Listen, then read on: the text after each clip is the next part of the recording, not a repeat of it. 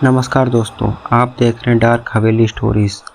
आज जो कहानी आप सुनने वाले हैं वो कोई कहानी नहीं है बल्कि गांव की एक सच्ची घटना है। एक ऐसा गांव जहां सूरज ढलते ही लोग अपने घर से बाहर नहीं निकलते, क्योंकि गांव के बाहर एक ऐसा पेड़ है जो कहते हैं जो रात में वहां गया वो फिर लौट कर वापस नहीं आया। हेडफोन लगाइए, लाइट बंद कीजिए और कहानी शुरू होने दीजिए। मेरा नाम रमेश है। आज जो मैं बताने जा रहा हूँ वो कहानी नहीं है, ये मेरे गांव की सच्ची घटना है। आज भी जब उस गांव का नाम सुनता हूँ तो रात को नींद नहीं आती। ये बात है करीब 12 साल पहले की। सोनपुर एक छोटा सा गांव है, चारों तरफ खेत, बीच में 20-25 घर, ना पक्की सड़क ना मोबाइल नेटवर्क। गांव के बाहर एक बहुत पुराना पीपल का पेड़ है, इतना बड़ा कि उसकी छाया आधे खेत में पड़ती थी। गांव के बुजुर्ग कहते हैं सूरज ढलने के बाद उस पेड़ के पास जाना मत, लेकिन कोई वजह नहीं बताते थे। एक दिन हरिया काका गाय चराने शाम को गए, लेकिन वो वापस नहीं आए।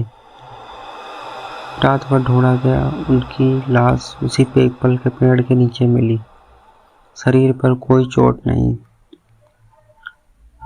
लेकिन आंख खुली हुई और मुंह ऐसा जैसे जोर से चीखते चीखते रुक गए हों। डॉक्टर ने कहा डर के मारे हार्ट अटैक आ गया है। गांव में डर का माहौल हो गया। धीरे धीरे डर बढ़ने लगा। उसके बाद कोई कहता रात में पेड़ के पास से पायल की आवाज आती है, कोई कहता औरत रोती है, कोई कहता हंसने की आवाज आती है, लेकिन कोई भी साफ साफ देखने की हिम्मत नहीं करता। मैं तब 20 साल का था। मुझे इन बातों पर विश्वास नहीं था। एक रात में खेत से देर से लौट रहा था। अचानक पीपल के पेड़ के पास किसी ने मेरा नाम लिया, रमेश। मेरे पांव रुक गए। मैंने सोचा शायद कोई मजाक कर रहा है, लेकिन आवाज बहुत भारी और ठंडी थी। वो साया मैंने जैसे ही पीछे देखा, पीपल के पेड़ के नीचे एक औरत खड़ी थी। सफेद साड़ी, खुले बाल, मुंह दिखाई नहीं दे रहा था। वो हिली नहीं, बस बोली, रास्ता भटक गए हो। मेरी आवाज गले में अटक गई। अचानक उसके पैर जमीन से ऊपर उठ गए। वो चल नहीं रही थी, तैर रही थी। मेरे कानों में तेज आवाज गूंजने लगी, सिर घूमने लगा। मैं जोर से चिल्लाया और बेहोश हो गया। सुबह मैं गांव के बाहर पड़ा मिला। मुझे उठाने वालों ने कहा, तू उस पेड़ के नीचे क्यों पड़ा था? जब मैंने पूरी बात बताई, गांव के बुजुर्ग चुप हो गए। फिर एक बुजुर्ग दादी बोली, वो उसी औरत की आत्मा है जिसे 30 साल पहले इस पेड़ से लटका कर मार दिया गया था। उस रात के बाद उस पेड़ को काटने की कोशिश हुई, लेकिन जो भी कुल्हाड़ी मारता, किसी का हाथ टूट जाता, कोई बीमार पड़ जाता, कोई पागल हो जाता।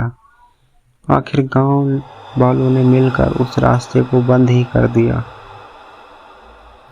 आज भी अगर कोई नया आदमी रात में उस रास्ते से जाता है तो गांव वाले कहते हैं सुबह पीपल के नीचे नए पैरों के निशान होते हैं, लेकिन वापस आने के नहीं। मैं आज भी सोचता हूँ, अगर उस रात में आंखें खोलकर उस औरत का चेहरा देख लेता तो शायद आज ये कहानी मैं सुना नहीं रहा होता। मैंने ये कहानी आपको इसलिए साझा की है ताकि आप जान सको, हर डरावनी चीज कहानी नहीं होती, कुछ सच्चाई होती है जो समय के साथ दबा दी जाती है।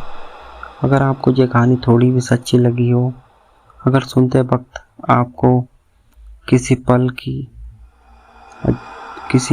पल अजीब सा एहसास हुआ हो तो वीडियो को लाइक जरूर करना और चैनल को सब्सक्राइब करना। और हाँ दोस्तों, आज अगर आपको किसी पेड़ के पास से आवाज आए तो पीछे मुड़कर देखने की गलती मत करना।